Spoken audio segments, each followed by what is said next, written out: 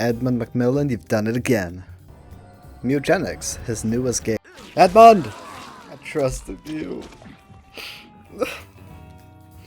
Anyways, imagine Slay the Spire, Baldur's Gate 3, and every roguelite ever made. And then someone locked them in a basement with a box of radioactive cats. And then you'd get Mewgenics. Mewgenics is a game about breeding cats. Making them fight, watching them get horrible diseases, mutating them into biological accidents, with an absolutely banging jazz soundtrack.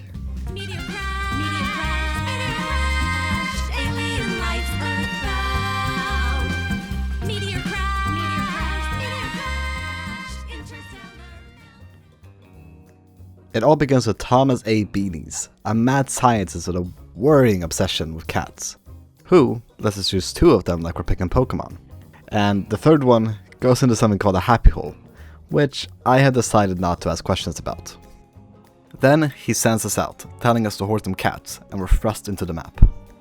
We then meet a guy named Butch, a nice man who immediately tells us he doesn't care if we live or die, but also says he sees a bit of himself in us.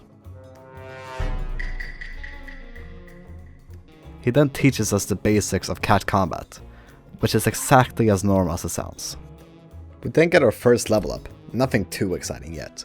But later, this system gets completely out of hand, like crafting 8 bombs per turn or doing 1,000 damages for picking up loose change. And just like that, we're on our own for our first mini-boss. Now this boss isn't anything special, I mean it's just the first one in the game, other than the fact that he can levitate rocks, which as far as I know is not standard cat behavior. After a bit of struggle and one injured cat, we head home to rest, and absolutely nothing strange or morally questionable happens.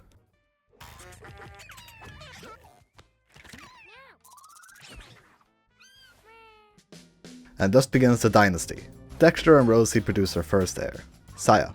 The very next day, a stray named Rufus McGoofus shows up and immediately complicates the bloodline, which results in a second child, named Calamity, and also a stray called Big Jilm shows up. We then load up our new cats, now fully grown. They grow up so fast. And they each get their own class, which basically means unique abilities, which is just a fancy way of saying they can now do some really stupid, dangerous shit. We're now in the first act, the alley, a place full of stray cats, fat cats, batshit crazy cats, and rats who want to bomb those cats. It's only the beginning for our troop, who immediately starts bullying rats and maggots, until our first event hits, and it starts snowing. Our cats unanimously decide this fucking sucks, because the ground is now covered in ice spikes. They're not too bad though, and the cats weave around them without much trouble. And Calamity and Rufus McGoofus are already looking dangerously overpowered. Big Jilm then finds a severed head lying on the ground, and, of course, like anyone would do, decides to talk to it. The head worships something so horrifying that Big Jilm spends the start of the next boss fight hiding in a corner. Which brings us to the boss. A cat mage who opens with ice, follows up with fire, and finishes with lightning, like she's running a weather forecast from hell. My cats, however, are way too strong at this point, and Rufus McGoofus absolutely demolishes the mage in 4 rounds, with assisted from Big Jilm's summon pooters and our mage's amazing attacks. Big Jilm then finds a nest full of sleeping mice, and instead of doing what any normal cat would do, he joins them for a nap, and wakes up with a new mouse friend. In the next fight, nothing special happens, and our new friend Pinky somehow survives. Big Jilm, who at this point is apparently the only one capable of finding items, loots a mummified corpse, and pulls out a pair of brass knuckles. Because, of course he does. We give them to Rufus McGoofus, and then it's time for our first main boss, Radical Rat. A sunglasses-wearing rat who throws bombs and has no reason to be this cool. But something deeply unfortunate happens on Pinky's turn. They roll forward, straight into a pair of ice spikes. And just like that, Pinky is gone. May they rest in peace. In response, we absolutely obliterate these sunglasses rats. 2 of our cats got down in the process, but justice is served. With the rat defeated and the dynasty slightly traumatized, we head home. A job well done. We can now venture into the sewers, a truly horrible place with a lingering stench we will absolutely be dealing with later. And I think it's time we introduce another character, Frank. A man who speaks in the third person, lives under our house, and asks us to send him retired cats so he can expand the living space. I have several concerns, but nonetheless. We also meet Tink, or Mr. Tinkles, a man who runs local cat beauty pageants, loves cameras, and is exactly as eccentric as it sounds.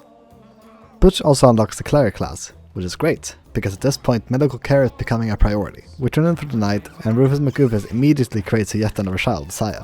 Meanwhile, Big Jim and Calamity get into a fight that leaves them both injured, which fortunately doesn't matter because they're already retired anyway. And now I think it's time to go on another adventure. Astray, Elgato the Aug, takes up the mantle of cleric, meaning he is now legally responsible for everyone else's bad decisions. Tesling, who looks like she woke up furious and never recovered, is her fighter, which honestly is the only job she was ever going to have. Marianne steps in as a tank, meaning her job is to stand in front and experience problems first. Quackers becomes a ranger, a hunter specializing in range attacks. Now fully assembled and only mildly unstable, the new team sets out. The opening fights are less battles and more pest control, and the rats get absolutely swept. However, during the next event, our crippling poverty catches up to us, and we can only afford one option, which somehow results in Elgato the Aug getting caught in the crossfire and suffering a temporary stat penalty. The cleric is already having a rough time. A locked door blocks our path, but Quacker's lock picks it open, revealing a shop. We are still broke, but then follow in the footsteps of our ancestors with a rematch against Lucy the Mage. However, she puts up more of a fight this time, facing half the team, until Tesling, fueled entirely by anger, lands a massive crit and ends it. After the fight, Marianne discovers an old window and leads in to investigate, only to be confronted by a terrifying cat that mirrors her every movement, and she panics and flees. I'm pretty sure it's just a reflection. Unfortunately, the trauma gives her a permanent debuff called Necrophage, which causes her to eat any corpse within range. That feels like an overreaction. After another decisive victory and Tesling rummaging for a trash can for snacks, we once again face Radical Rat. This time, the sunglasses rat doesn't even get a chance to be cool. Our team deletes him in 3 turns thanks to Tesling's massive damage. And, with the alley conquered, the new team ventures into the sewers for the first time. The sewers introduce us to a whole new category of problems. Bloated exploding cats and toxic farting cats, and things I'm not convinced are cats at all. Despite the biological war crimes, the team keeps streamrolling everything. Quackers discovers a mysterious cube covered in symbols, which we cannot open, so we move on and immediately regret it as we encounter the Flushmaster. Now, the Flushmaster is a sentient sludge monster that shoves everything in front of it, which, in an arena full of spikes, is extremely bad news. Thankfully, Tesling and Quackers keep the damage consistent while Marianne's new ability summons a miniature clone of herself, which is somehow as terrifying as the original. Flushmaster goes down fast. After that, Tesling robs a murky pool for 15 coins, and after cleaning up boomers and leeches, we summon to yet another boss, Boris. Now, Boris is a grotesquely bloated cat that crushes everything in its path, rolling forward like a biological bulldozer. But even Boris can't stop the team. He goes down in 3 turns. Yet another victory for the dynasty. And with the sewers cleared, the team returns home, only to be greeted by a suspicious message that the caves have been unlocked. And that's where we'll leave our cats for now. We have unlocked new classes, new areas, and significantly more problems for the future. If you enjoyed watching this completely normal cat adventure spiral out of control, feel free to stick around for more Mewgenics. Thanks for watching. Peace.